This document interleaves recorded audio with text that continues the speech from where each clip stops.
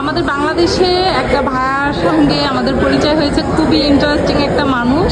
সে বিশ্ব ভ্রমণ করার উদ্দেশ্যে বের হয়েছে। এই পর্যন্ত কয়টা দেশ ভ্রমণ করছেন ভাইয়া? 9 নম্বর দেশ। এবং সে হচ্ছে এই পর্যন্ত 9টা দেশ ভ্রমণ করেছে। 100 কতদিন মানে 93 দেশের উদ্দেশ্যে যাত্রা শুরু করেছে।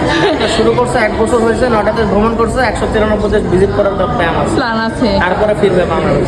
আর এটা হচ্ছে প্রায় 10-12 বছরের একটা টার্গেট নিয়ে বের হয়েছে। মানে আমরা অলরেডি তাকে বাংলাদেশে দেখতে পারবো হয়তো 10-12 বছর পরে, তার আগে হয়তো দেখা হবে না। তার আগে দেখা হবে আমার সাথে যদি মিলে যায়, কারণ আমিও তো অনেক ভ্রমণ করি তখন।